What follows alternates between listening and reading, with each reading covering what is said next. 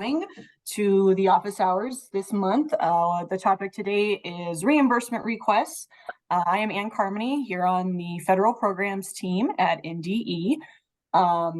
The reason we are doing this is because last spring we sent out a survey to districts asking for feedback on how we can support you best, what we can do to make your lives easier. And one of the biggest responses that we got was help with reimbursement requests. So that is why we are here. District said that they would like it. So we will record this for the informational piece. And then I will also share these slides with you in the chat. So you can have access to them and open them and make a copy or save them in your drive, whatever is best for you. So what we're going to cover today, we'll do some introductions. We're going to go over who to contact when you do have questions with reimbursements and grants, what documentation you need when doing your reimbursement requests, making sure your reimbursement requests align up with whatever grant you are working in. We'll go over some common mistakes and a few little helpful hints for things to make your lives easier. And then at the end, we will have some Q&A time. If you have specific questions on some requests that maybe got sent back to you or just reimbursement requests in general, we have a lot of members from our federal, from our finance team on the Zoom here with us. So, like I said, I am Ann Carmody. I work on the federal programs team under Beth Wooster. Beth is actually out in Portland right now at a conference. Her and Dottie are out there. So that is why I am here. We'll kind of go through our team. We'll do our team first and then the finance team. Let's see, Jim, do you want to kick us off? Sure. I'm Jim Kent. I work with ESUs 5, 7, 8, 9, and 18, I think. And so nice to see all of you here today. I'm Julie Otero. I'm new to the team and I'm going to be working with ESUs 13 and 15. Ann? I'm Ann Hubble, and I used to work with ESU 15 and 17, but now we'll be working with ESUs 4 and 6. Also support Title III. And Rhonda? Good morning. I'm Rhonda Reed. I am the Office Associate and support Title I. And I guess I did forget to say I support ESU 10 and 11, and then I do the REAP, Title I-D, and McKinney-Vento. So now we can go with our finance team. Sarah, do you want to say hello first? Sure. I'm Sarah Lieber. I'm the Director of Grants Management and Internal Controls. I don't actually do any of the reimbursement requests, but my staff does, and I'm also knowledgeable, but I do the ESEA reporting. So that's where you've seen contact from me. Janice? Janice Paling. You've probably talked to me at some point in time. I'm on Sarah's grants management team. I work with reimbursement requests for Title I, Title I-D, Title IV, Title I support for improvement, maybe a few other miscellaneous ones. Harlan? I'm Heather with the grants and management and budget side here, but I also in GMS work with Jan Hand on the 21st Century and the Yellow Collaborative, and then assist the CTE team with the Perkins. Awesome. Ron? Yes, my name is Ron Tiesmeyer, and I also work on the grants management and budget teams with the department. As far as reimbursement requests go, I handle the Title II-A request, the Title III request, as well as early childhood education, and the early childhood endowment grants. Awesome. Nancy? Hi, I'm Nancy Lorenz, and I work for Sarah Lieber on the grants management team. I do the reimbursement requests for the IDEA and the IDEA ARP. Awesome. And Robin? Hey, I'm Robin. I'm under Sarah with Grants Management. I work on the reimbursements for IDA. I help out with the title. I do the McKinney-Vento, and I think it's one of the ARPs, but yeah. Awesome. Did I miss anyone? Jennifer, and I work for Sarah Lieber and the grant management team. I do IDEA and migrants. Awesome. So we're happy everyone is here. So that is our team. If you ever need to get a hold of someone at NDE in general, this is something I don't know if you guys know, but on your GMS landing page down here at the very bottom, there's a contact us button. If you click on that, it will take you to a link that has everyone at NDE that you might need to talk to. So this is just the top of the screen I took for this, but here's our finance team. If you have questions about that, if you were to scroll down on this page, you would find the federal programs team, you would find 21st Century, you would find special education. So if you ever need to know who do I contact, just go down to that bottom of the GMS page on your landing page and you will be able to find us. So starting off with, here's some top reasons why reimbursement requests get returned. Now, we have acronyms in our world. RRs is what we call reimbursement requests. So if you hear me saying RR, talking about a reimbursement request. So one of the first things is that a reimbursement request, before you do that, your grant itself has to be final approved. So that would be on our team. We would need to final approve your grant before you can make a request. You have to have the proper documentation. Your coding might not be right. Any staff you claim have to be listed in that grant on certain things. Maybe equipment or capital assets don't match up. The amount listed on the budget page wasn't close enough to the amount you're requesting.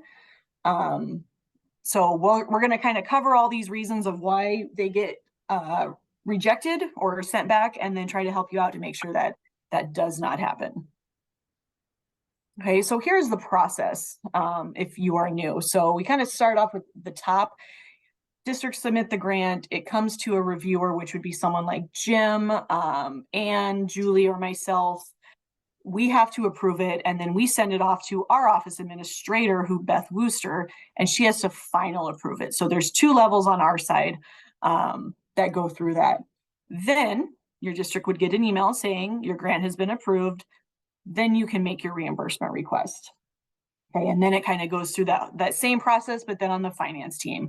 A member of the finance team gets it, they go through it, they have to approve it.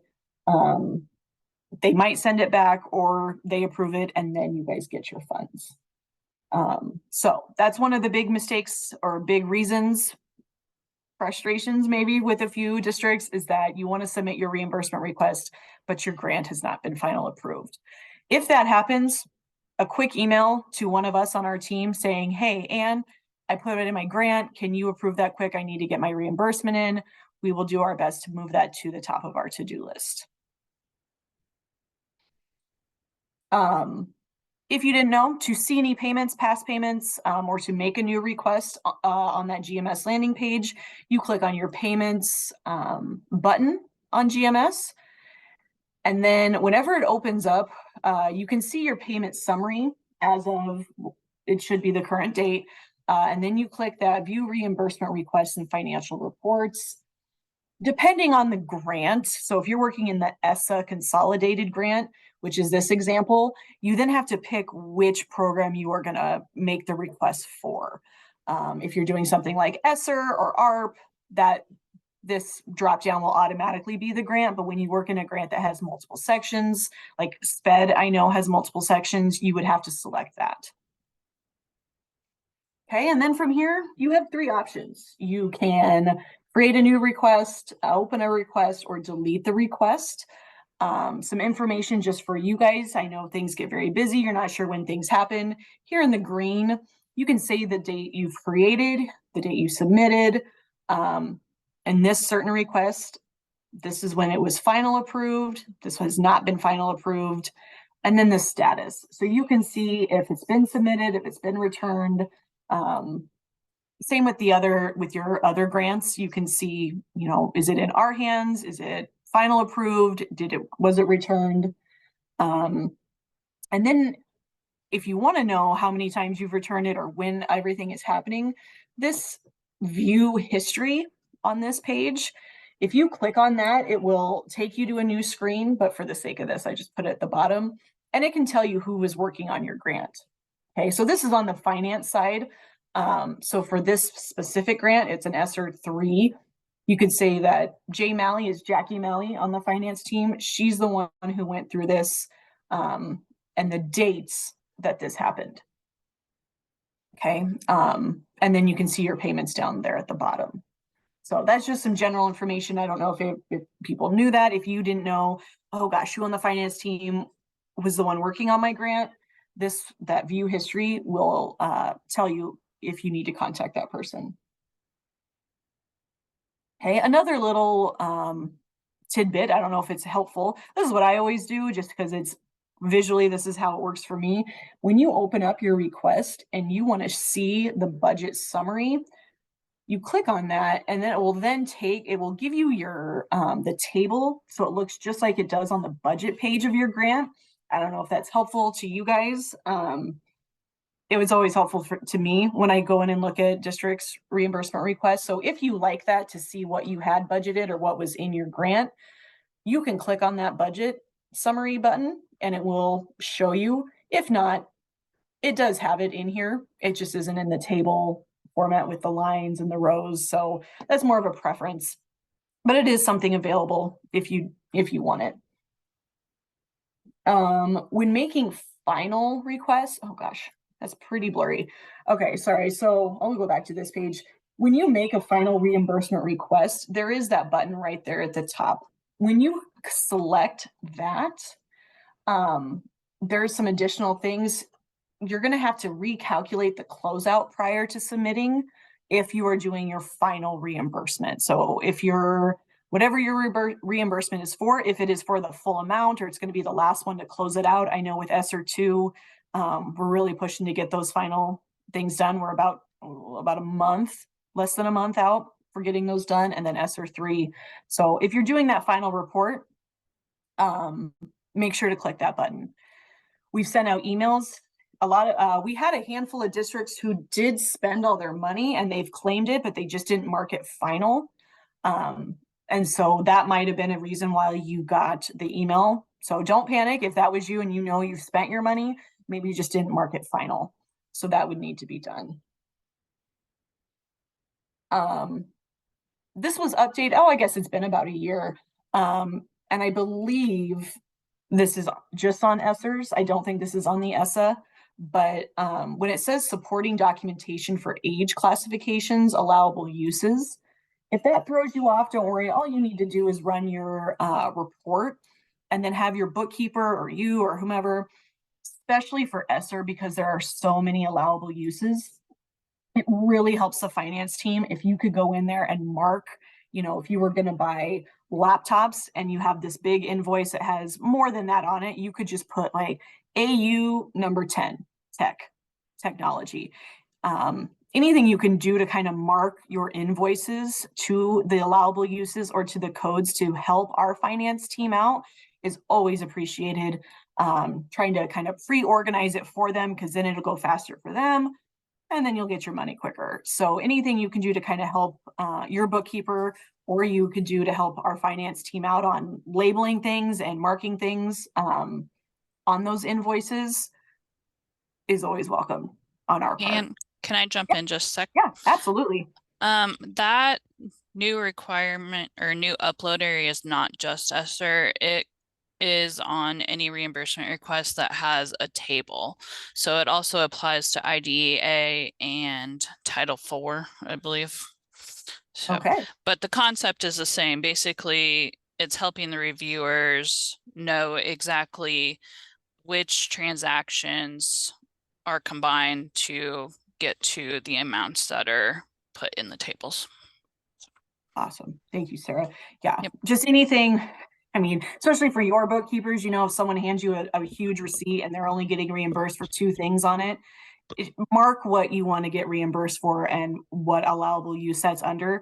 It's just, it's helpful. It just moves the process along. And I think that was added because there are so many allowable uses under some of those grants. Yes. So, And Mackenzie just asked a question about, is a spreadsheet with categorizations okay?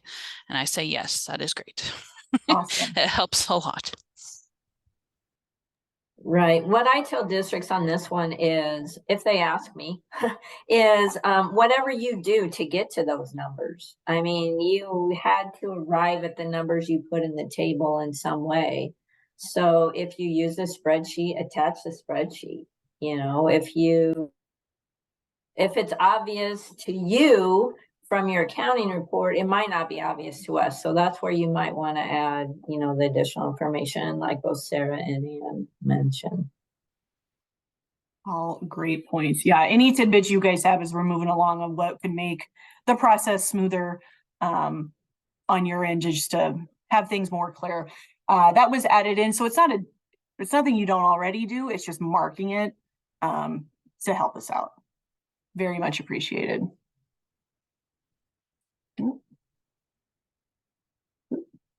And then the documents needed, it is laid out on that page, but just so you know, again, mark for ESSER and SPED and Title IV, which allowable use it falls under. And then your payroll records, if you're paying your staff, again, make sure that staff is listed in the grant or coded correctly in NSSRS. And then here we just have the budget codes, which I feel like most people know, but if you do not, what they fall under, any work with your ESUs goes in the 300s, salaries and benefits, 400s, 500s, and then 700s are those capital assets. Anything under capital assets has to have pre-approval. And all construction projects have to have pre-approval. And the forms for that pre-approval are on those capital asset pages in GMS. And yeah, I would like to go back to the previous page with the 300s. IDEA, we have districts enter purchased services that are provided by ESUs under the 500s and not the 300s. Typically, we use the 300s for non-ESU services, but that's how we do IDEA.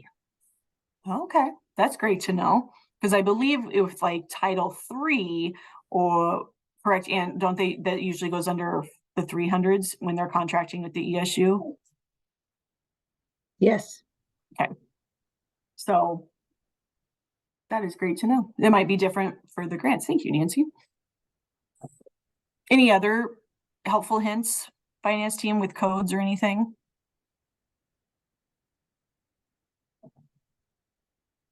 Okay.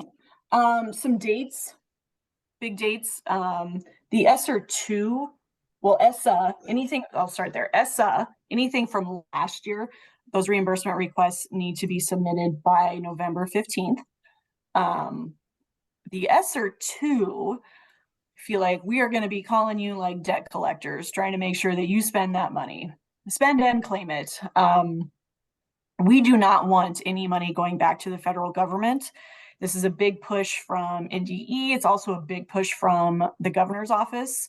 And so if your district still has remaining ESSER 2 funds, you will be hearing from us. I know we've sent out emails and we've done some calls, but we want to make sure you can spend all that money. And if you need some ideas on how to, if you have an extra couple $100, we can help you figure out a way to spend that money, because we do not want any money going back to the feds. And yeah. Can I interrupt real quick? I know that all of the reimbursement requests I know there are emails going out about final reimbursement requests that have to be submitted by 11/15. However, in GMS, if there is already a reimbursement request pending for a district, they will not be able to submit a final until that previous pending one is approved. So we're asking districts at this time and or ESUs, when they submit and they need to submit their final, but they can't, just go ahead and submit it as a regular reimbursement request, so that it gets in the queue for process. And then once we get to it, we can return it so that they can mark it as a final and resubmit. Okay. But That if is- they do that, they need to add a note in the comment to NDE noting that it's a final. That way the staff knows. And I Okay. do have this as an announcement on the GMS login page. So if you look under there, it'll detail what we're asking districts to do for final reimbursements if they can't submit it as a final at the moment. Right, and I've had a few districts contact me about that, saying, I did my reimbursement request, I forgot to mark it final, will you return it for me to mark final? Well, I can. That will put you at the bottom of the queue when you resubmit, or I've just added a note for them if they want, saying, per district, this should be a final, return it during review or something like that, so that's an option too. All good to know. Please pay attention to any automated emails that come to you from GMS, from Beth Wooster, from Sarah Lieber, or Jen Udemark. You know, where these ESER2 funds, we are working hard to make sure that we can get them all in. So please pay attention to automated emails. I know there is a lot of information that comes your way, but anything ESER2 related, we want to make sure we get that done. We do have, Ann Hubble on our team has created this awesome Canvas hub for anything ESSA related. And there is now a reimbursement section in there. So that is on when you open your ESSA grant, that link is going to be up there right on your on the ESSA consolidated part. So if you have any questions or just need reminders or need to look at something again, it's an awesome tool for you to use. One of the last things I have, and this example is an ESSER example. When you log in, let's just say you're logging into ESSER 2 or 3, and you look at your budget page, this table is up at the top that will show you the amounts that you have already been paid and then the amounts that you have budgeted. Okay, so this example is a larger district. So you can see here that, like, for supplies, they've come close, but for their 400s, they still have a lot more to claim in that area. And your claims don't have to be exact. So, you know, if you had budgeted this much money, you don't have to have your reimbursement have that exact amount. The little, I don't know if it's this, I don't think it's a secret, but what to know is that with that, it has to be close by either 25% or $2,500, whatever is going to be more beneficial to your district. So the finance team looks at that and they look at your grant and say, oh, that's close enough. If it's not close enough, they will send it back. Okay, so just in his example, you know, when you, especially with ESSER, if you're making that budget and you're like, oh yeah, we're going to buy a van, it's going to be about $60,000. It turned out to be $64,542. That's okay, because it falls within that 25% window instead of the 2,500. But so just know, and your business managers and you know that when you are doing this, it does not have to be exact. If you are off by too much, when you make that reimbursement request, you should get an error on that if it's too much. And the other thing to kind of keep an eye on when making amendments, because we know, I mean, gosh, we've had some districts make up to like 10 amendments with the ESSER funds just because things change. But if you've already claimed money, you cannot go back and budget less than you've already been paid. If that makes sense. So here, an amendment was made, and this is just an example, but amendment was made in the 700s for 223,000. Well, they've already been reimbursed 269,000. So we can't approve that amendment. That's not something we can do because you've already been paid that money. So you can't change your grant to try to make an amendment to lessen that amount when you've already been paid for it. It would only come up maybe if you have to pay back funds, like maybe if there's something with Davis-Bacon that didn't go right, or you change your mind. So just keep that in mind when making amendments. The last thing, and this just came out, an SFOS. We have all sorts of acronyms.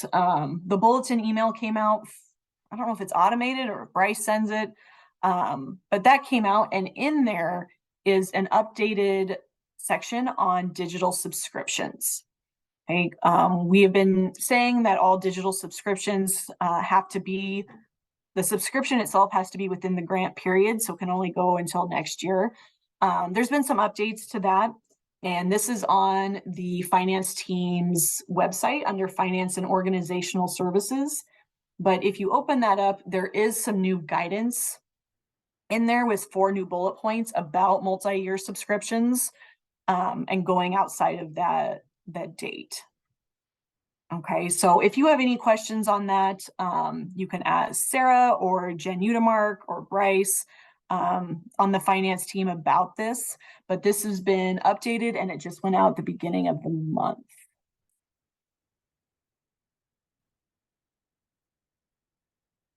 Okay, do we have any questions?